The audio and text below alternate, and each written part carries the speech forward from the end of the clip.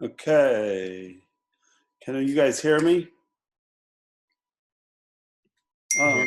Yeah. Sorry, literally right at 10:10, my power went off. And so I had to go to my family room where I have a UPS connected to my router. So I have to do this in my UPS. So you can see my big hug painting in the background. Yeah, it doesn't show very good. Okay, so, well, that was a surprise. I hope I think my UPS will last for the class. Okay, so as we know today, we're talking about, let me get to the right window here.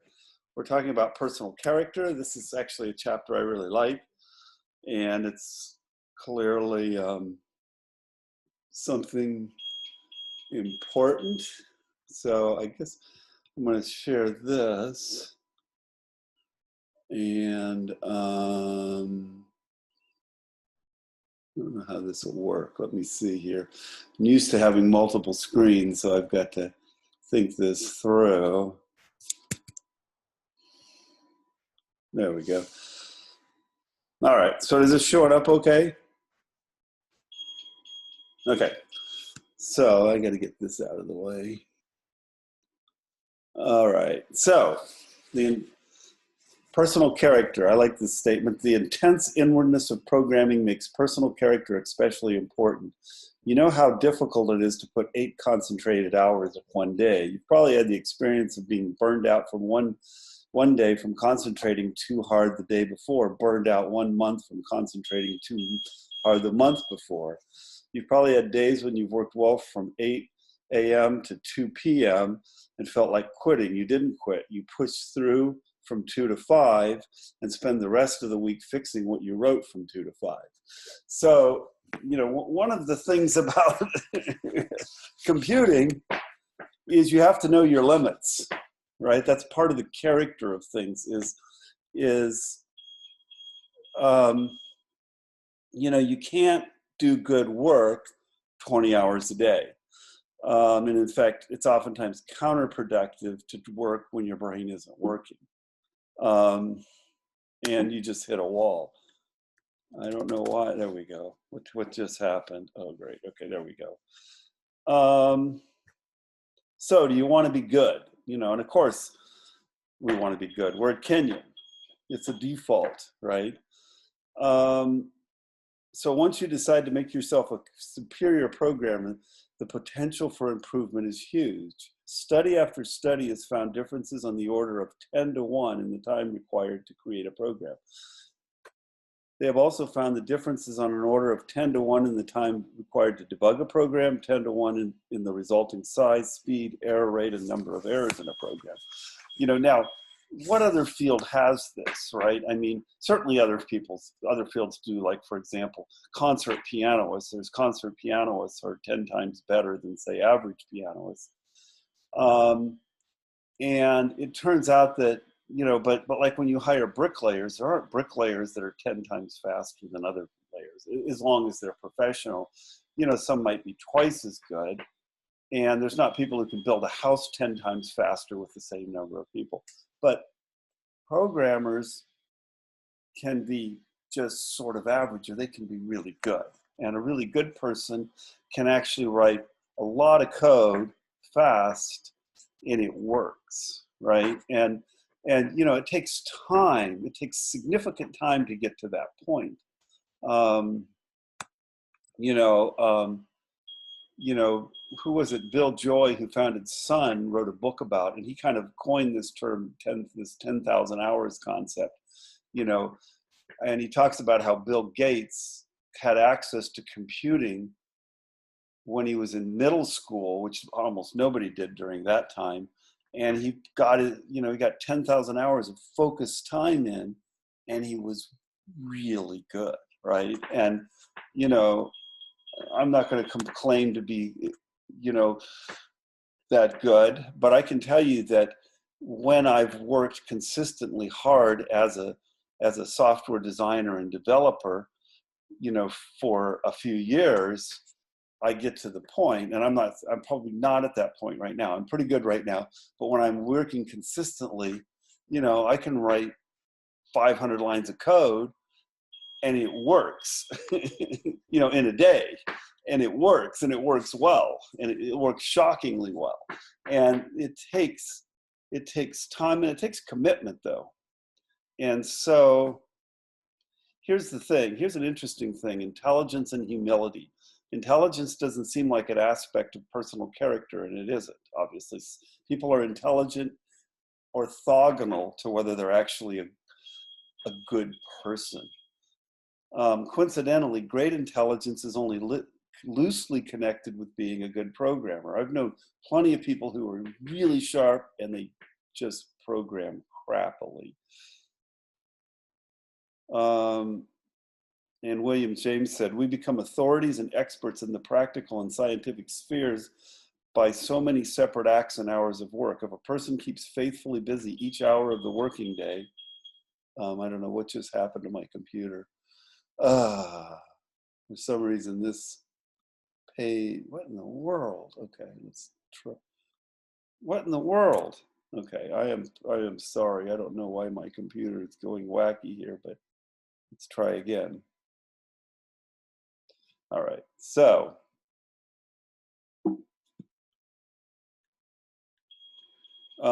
he can count on waking up some morning to find himself one of the confident ones of his generation.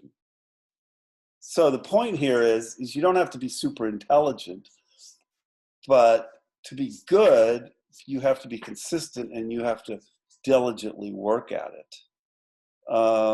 And we've seen this, and of course this was referred to in the quiz.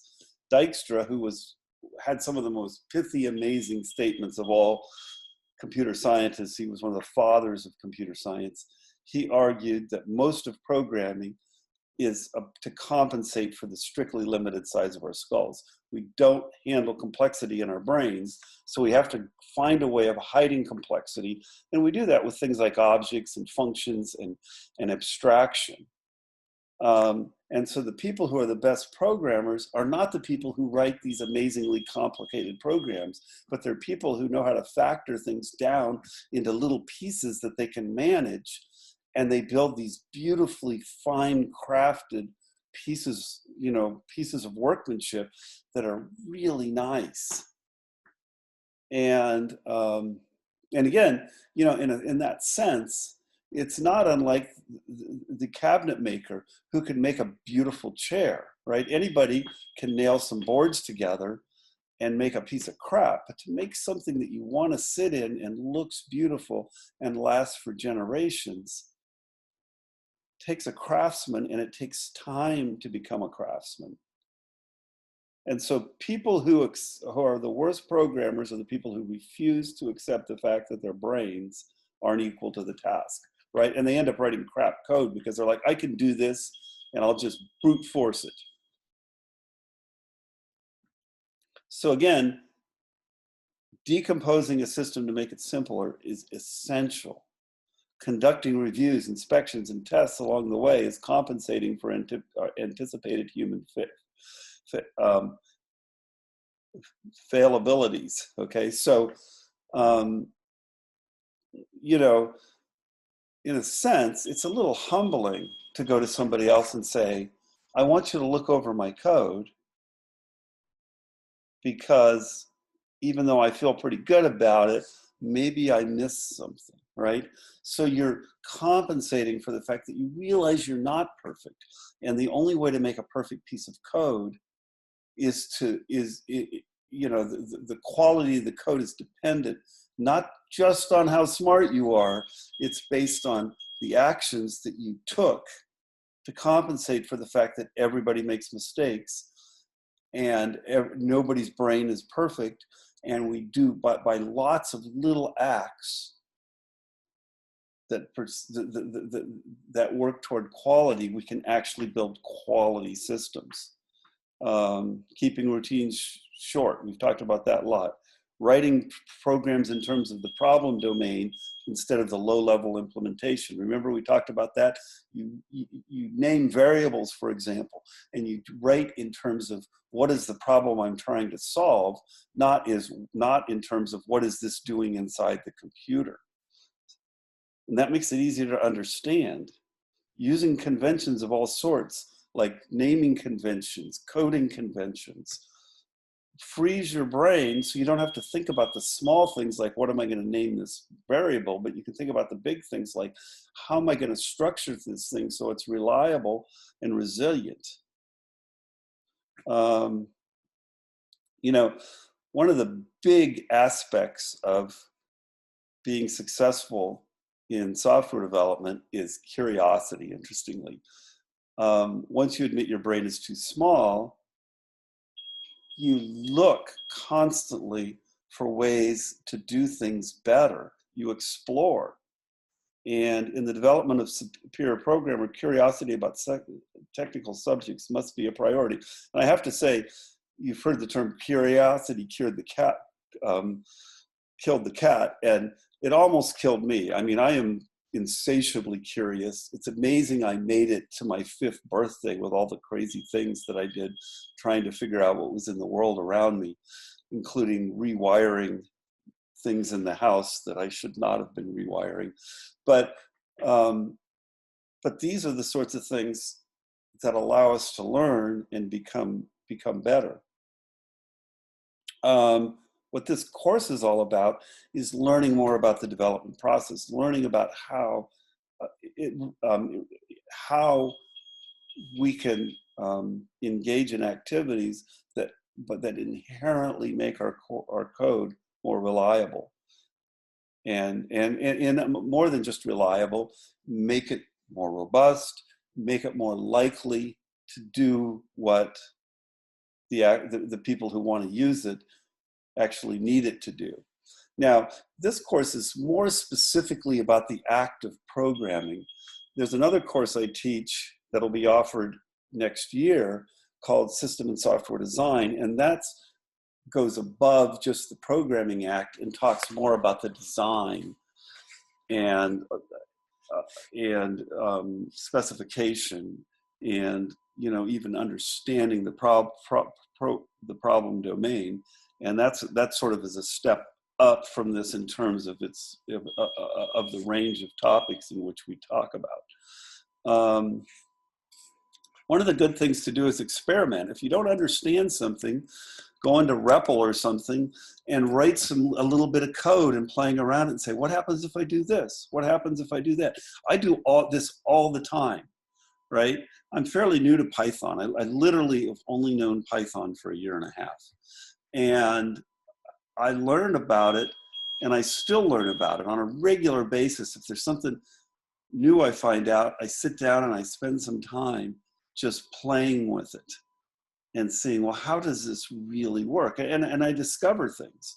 Like I discovered the other day, I didn't know this, sort on a list will work on a list of vectors, and it will, of lists. On a list of lists, you can sort a list of lists, and it will look in the lists and sort them according to their elements in the list, which is pretty amazing. And I didn't know Python did that. Read about problem solving, right? One of the things that we do is, one of the curiosity drives us to, is to look beyond just what we already know and say, so other people have been through this. Let's read about what things other people have discovered, and let's learn from that. And of course, that's one of the reasons you're taking this course. Really big in success is to not just sit down and say, well, let's just give this a shot, but it's to spend some time taking a step back, analyzing and planning, come up with a plan, say, this is a big problem. We're not going to solve it in one shot. Let's think about how we can come up with methods and techniques to break this down into pieces and to solve the pieces and to make sure the pieces work, and then how we can assemble the pieces together into a working system. So, and one thing this slide talks about, again, I'm not going to read the slide. One of the things this slide talks about is sometimes there's this pendulum between over planning. It's easy to over plan, spend so much time planning that you're not actually productive. But it seems like currently people tend to be on the other side. They're like, well, it's so easy to write code. Let's just write code and see what happens, right? Because we want to get work done. And we need to be somewhere in the middle, right? We don't want to be frozen saying we got to figure everything out before we start, but we don't want to start before we understand what we're doing.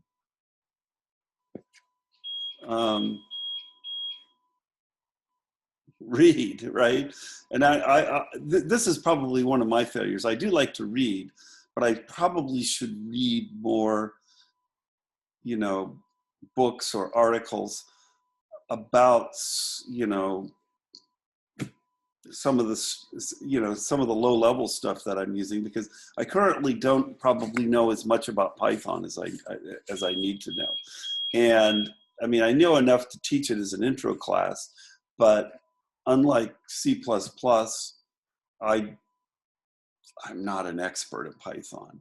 And so finding books and read them and reading the manual, and for us, a lot of the times it's just Googling and saying, let's read about these things so that I really understand it. An interesting thing that you run into, and you should be self-examining about, is intellectual honesty.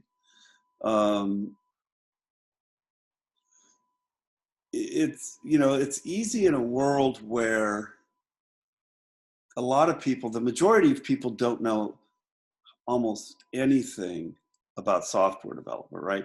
There's a few people who know just a little bit, and then there's a very few people who know a lot about it.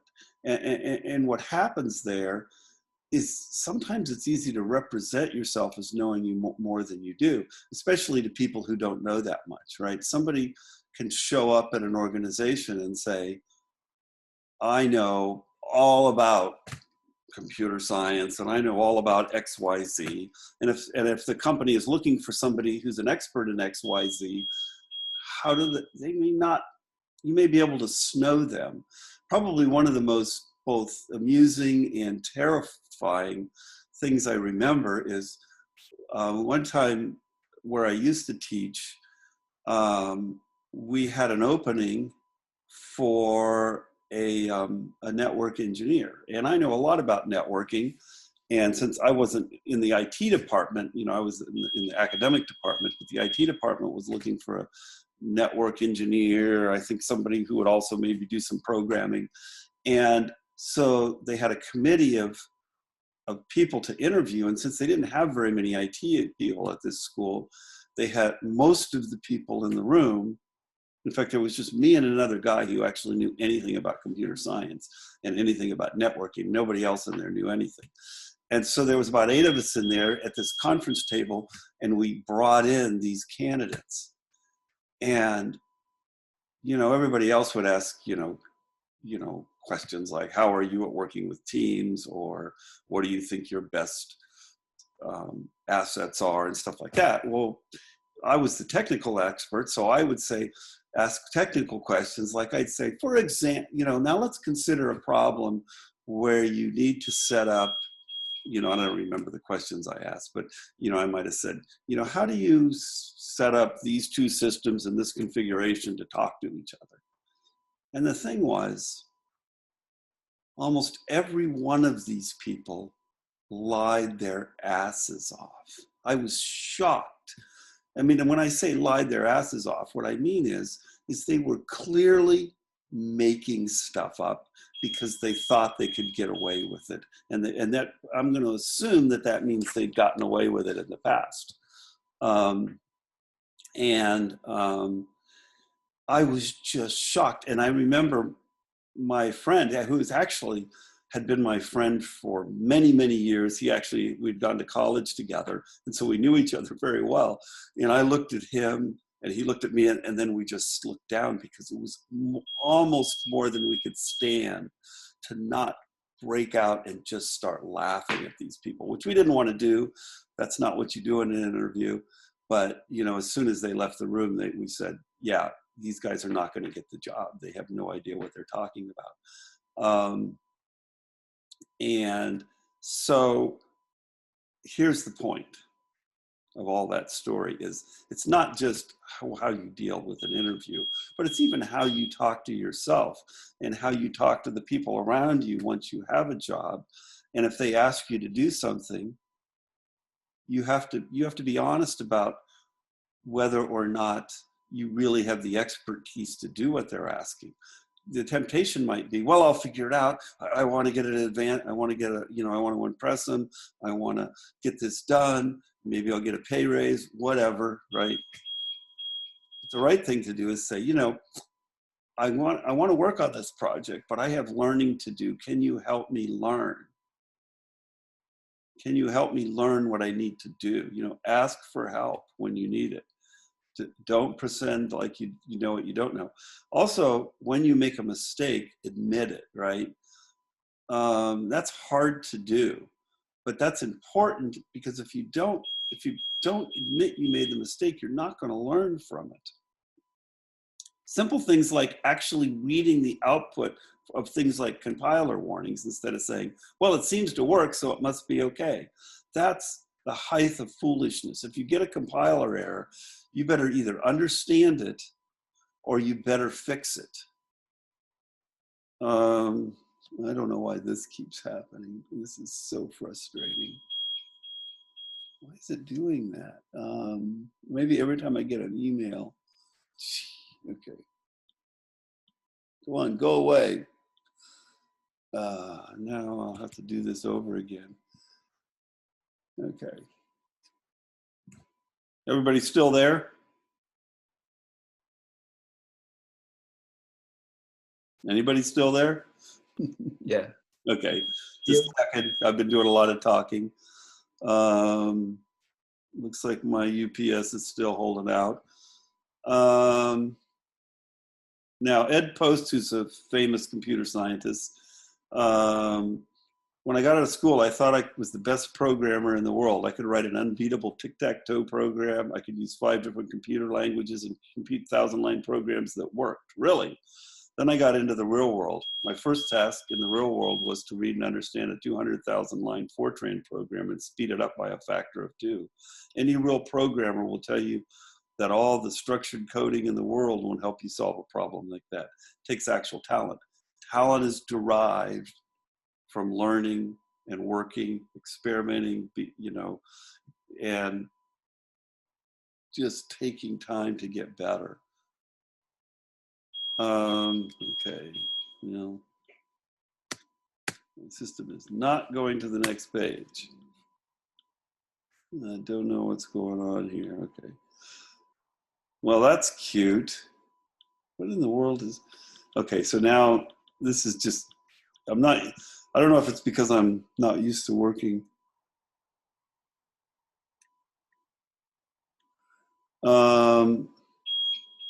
Any fool can defend his or her mistakes. Most fools do, right? Don't defend your mistakes, admit them.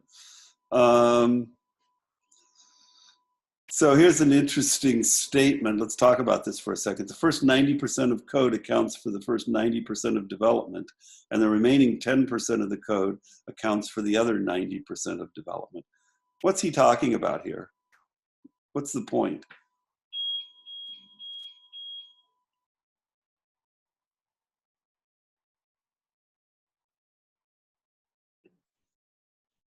That oftentimes programmers get wrapped up in specific parts and just spend their time like trying to perfect that instead of working. Okay.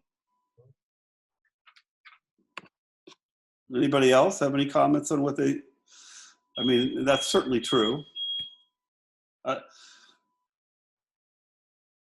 You have to be honest about the time that it's going to take to do like the hard parts. Like the easy parts might take a reasonable amount of time, and then the hard parts take a lot longer. Right. Yeah. Yeah. What tends to happen a lot, and I've certainly seen this a lot, is people will get in there and they'll be coding and they're like, we're making great progress, we're getting a lot done, and they're saying, we're 90% done.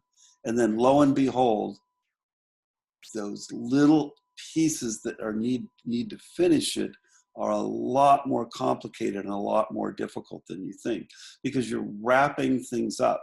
And part of the problem that happens here is oftentimes it's toward the end of if you haven't planned correctly, it's toward the end of the project where you find insidious problems that force you to go back and fix a lot of things you've done earlier, which is it's really problematic, right? It's really unfortunate. And I can tell you, I've definitely experienced this. You think you're so close, and part of this, by the way, is if you're not doing the code reviews, if you're not doing diligent testing of the pieces as you move along, you can get something that mostly seems to work, but then when you start to really test it, like you say, oh, look, this works, everybody try it out, and they're all like, yeah, this doesn't work, this is a piece of crap. And then finding those errors is hard, and fixing those errors is even harder. And fixing the errors and so that it doesn't cause other errors is even harder, right? And so we have to be honest with ourselves and realize that that these sort of things are going to rise up, and if we don't plan for them, okay. So somehow I must have skipped some stuff here before, and I don't know why this is not letting me move forward. I'm frustrated. Yeah. Oh, I think that's probably the end of the thing. Okay, so let me get out of here. Go back to stopping share. So,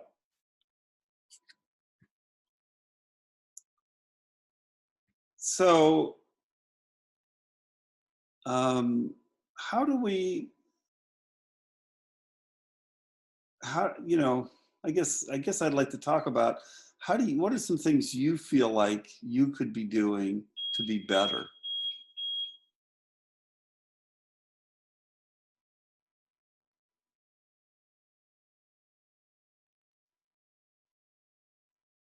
Anybody? I feel like I do kind of a first pass of the documentation, and then I'm like, okay, I think I'm ready to go. Whereas really I should be digging deeper into like YouTube videos and stuff, and that I would get a better understanding and I'd make fewer mistakes the first time around when I go to the coding part. I certainly feel the same way about myself. I mean, if there's one thing about me is I'm pretty impatient, and I tend to sometimes jump in sooner than I should. And you have to spend time to learn the domain, and that can be sometimes difficult because it's not as fun, right?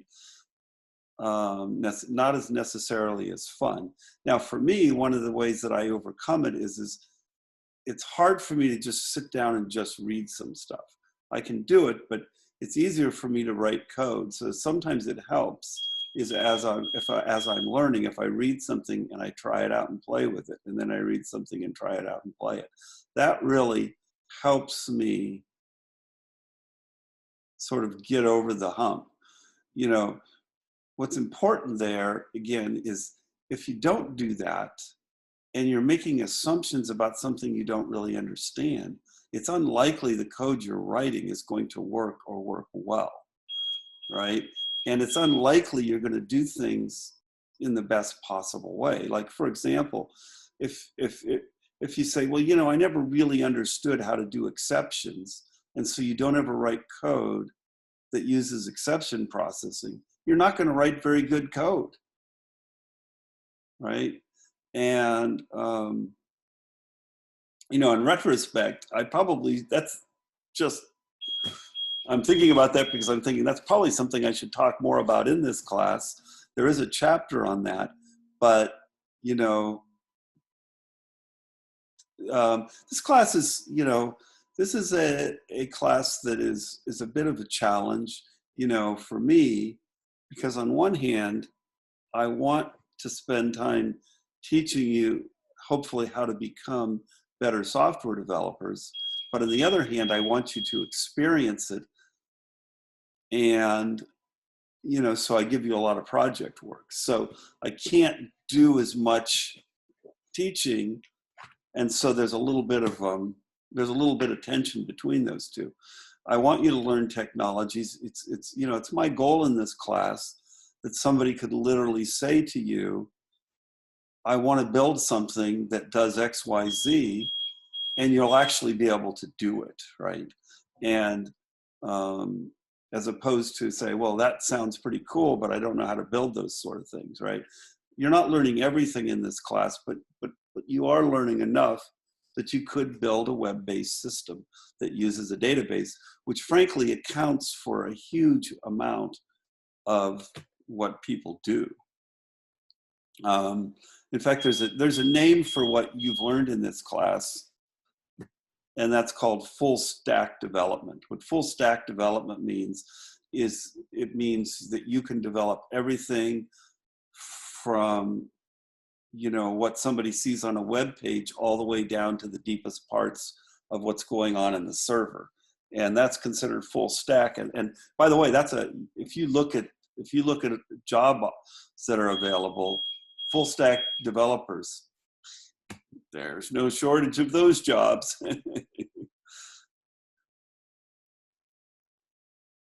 You know, not that there aren't lots of other jobs, but, and frankly, by the way, full stack developing, although I know how to do all that, that's not my specialization. I mean, I guess I've done quite a bit of it. But I've done a lot of things in my life.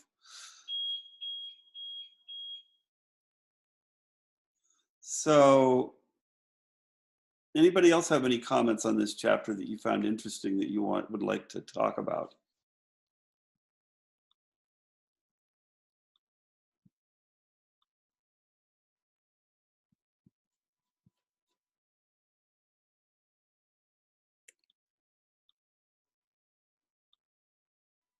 Anybody? Let me see. I found it interesting because it's called like personal character, Mm-hmm. and kind of touched on both like morally what you should be doing as a programmer, but also like character in terms of like how like almost more work ethic and how you approach work. Right. Which And is, yeah, go ahead. I don't know, I wasn't expecting it to be both those things. I was kind of one or the other, but Were you disappointed by that? pleasantly surprised. Yeah, I mean, it's not too often in a course like this, maybe, that you hear about ethics and you hear about morality.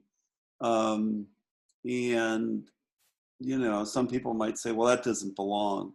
You know, I strongly disagree. In fact, for many years I've taught, and I would like to teach again a course about called Technology and Society, and a great deal of that course is about ethics within, you know, in the information technology world. And the thing is that we don't talk about enough, I think, is the fact that something we all know. We see this pervasively, and that is technology is a tool, and as a tool, of course, tools themselves are ethnically and morally neutral, but they can be used in so many different ways, and some of those ways are amazingly good, and some of those ways are disturbingly bad. And we see this in the world around us. You know, we see really bad uses of technology, and people are exploiting other people. People are misleading other people. People are ruining other people's lives.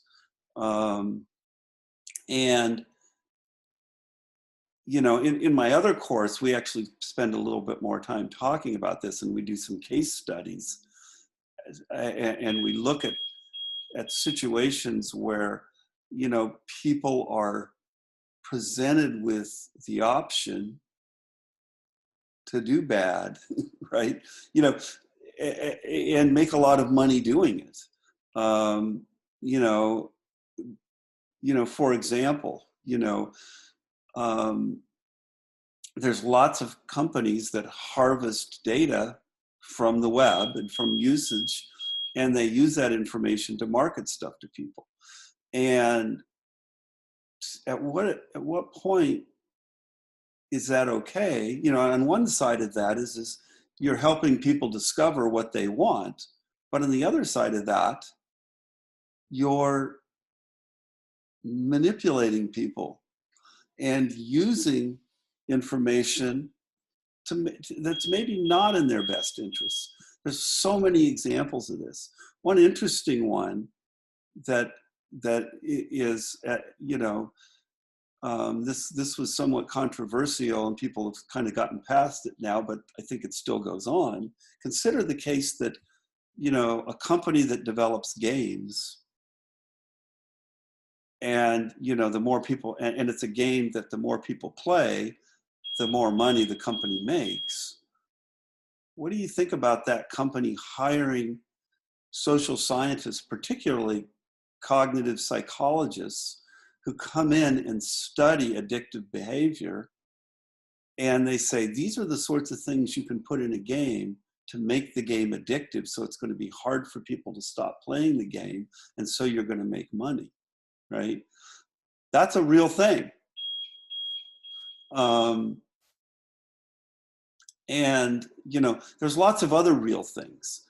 Like, for example, you could work for a company, and it could, you know, let's say you work for a big corporation and they're asking you to build an AI machine learning system to filter applications for credit cards. And, you know, in the process of building this system,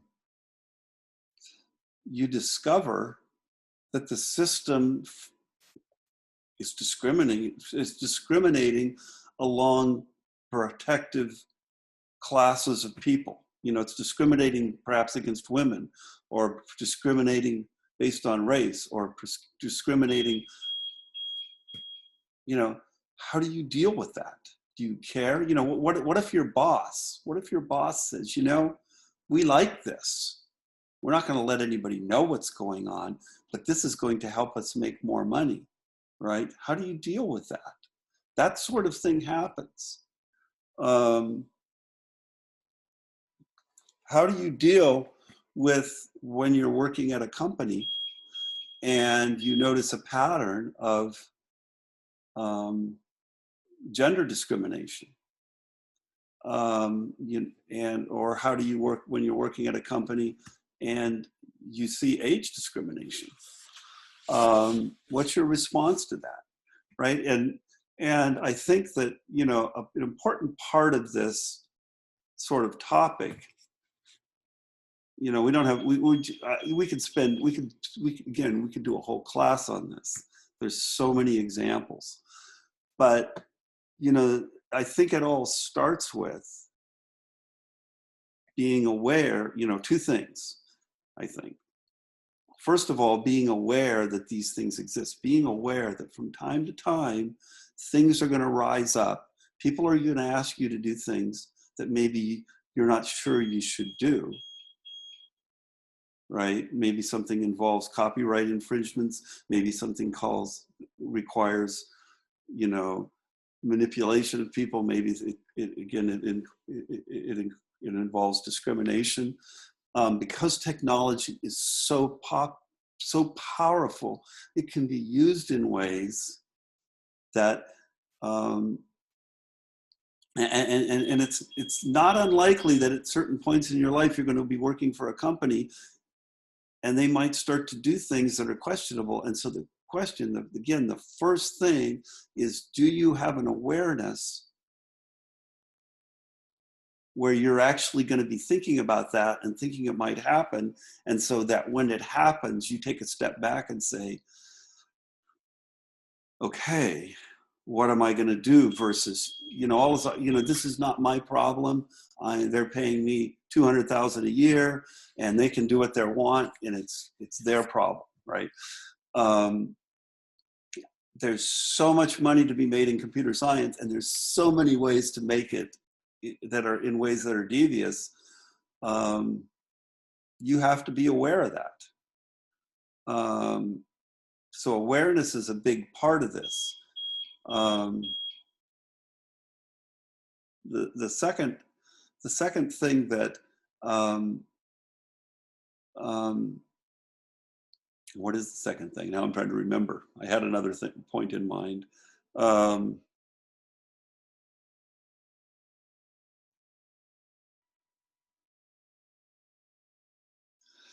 I mean,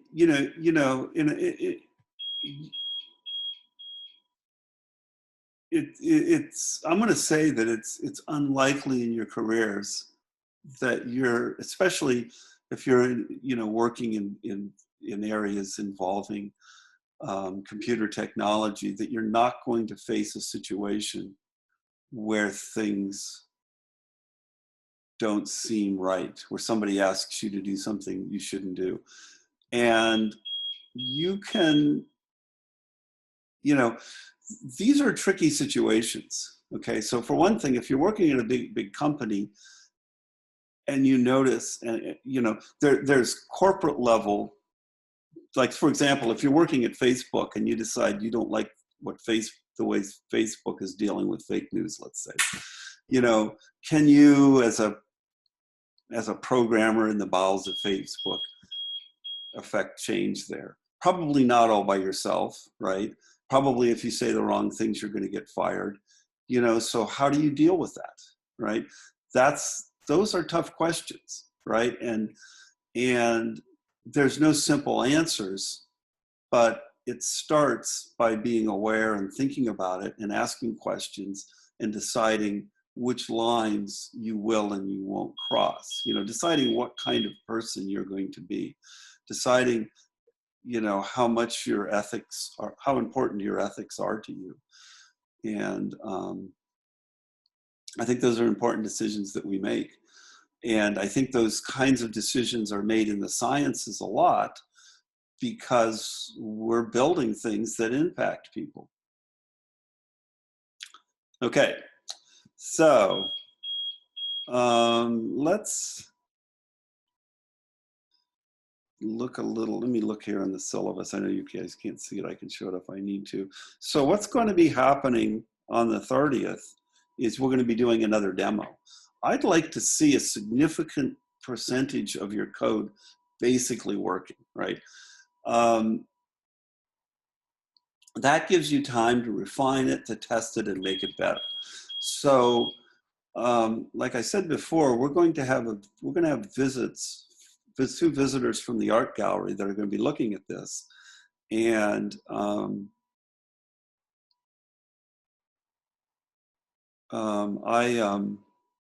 I look forward to what you have. So be prepared for this, right? Be prepared to give a nice demo and to show your features, and then be ready to answer questions about your system. Any questions or comments on this? Now, December 2nd, by the way, before we do that, our code reviews. And again, remember, I'm going to expect you guys to come to class. And as a team, you're going to show us some code, and then you're going to talk about it. And so I'm going to let you pick the code you want to talk about, but have some code ready to talk about. And turn that code into me, the code that you want to talk about before the class.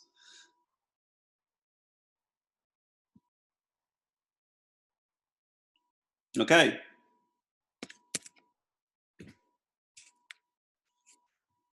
So thank you guys for coming to class. I know you're working in your teams.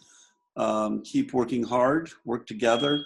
One of the things I told one of the teams that I want to tell all of you guys if you have 4 people on your team and the 4 people are all working on independent aspects of it, you're probably going to end up with a lot of work trying to make it work and to try to integrate it together. I suggest that a better approach would be to split into, you can break it up, you can change this, who's with who, but I would suggest doing pair programming, saying, these 2 people are going to work on this for a while, these 2 people are going to work on this for a while, and actually program together.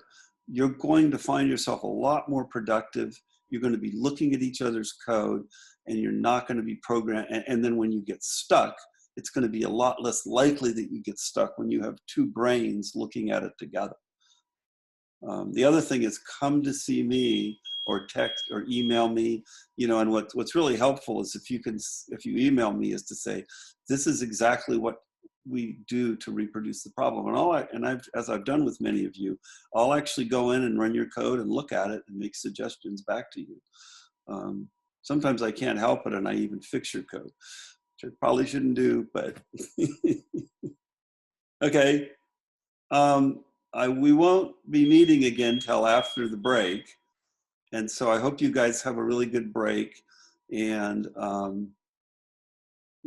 good times with your family and friends and whatever it is you're doing. And I will see you in a week, unless you guys come to office hours. Take care. Thank you. Thank you. Bye. Thank you. Thank you, Professor. Bye-bye. So, Professor, so our group is starting on the socket IO part. Yes, okay. But we're having trouble getting it to recognize that socket IO exists, I guess. Okay. I did send you an email about this. Oh, you did? I'm sorry, I didn't. But it was pretty late on Friday, so you may have I missed must it. have missed it. I apologize. So you're using both Express and Socket IO at the same time, right?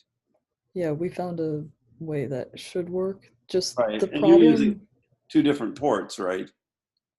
No, we found a way that we think we'll be able to do it off of 1 port.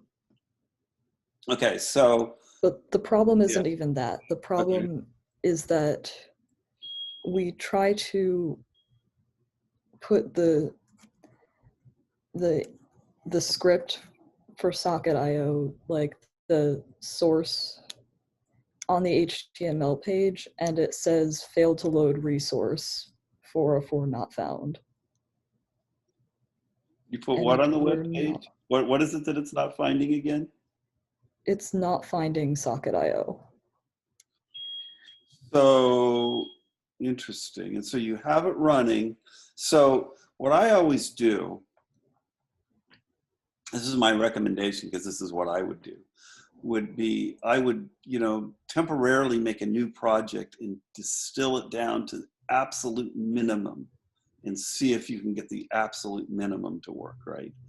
And then see what you learn by doing that and what you can incorporate back into the main code.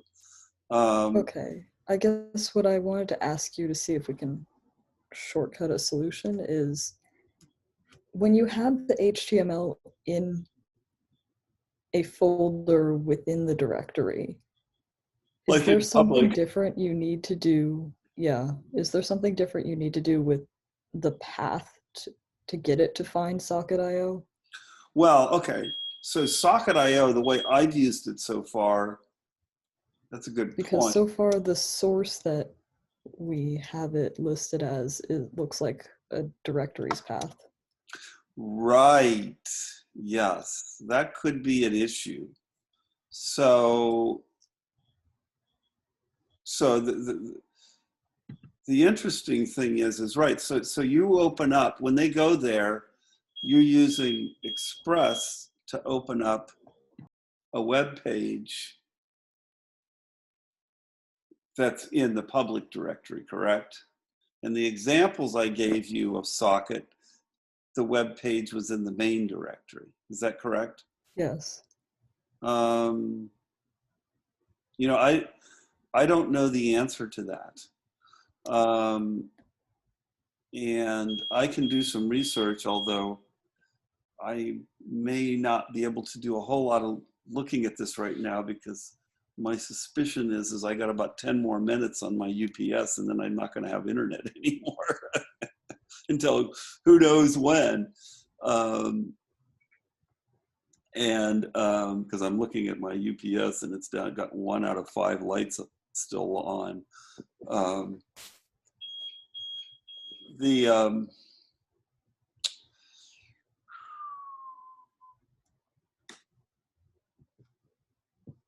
Okay, well, hopefully we'll be able to. Yeah, I mean, what you could potentially do, is you could change Express to put everything not in public, but to move the stuff from public all up to the main directory. That might be an easy thing to try. It's not as pretty, but I think Express will let you do that, and then maybe Socket will work.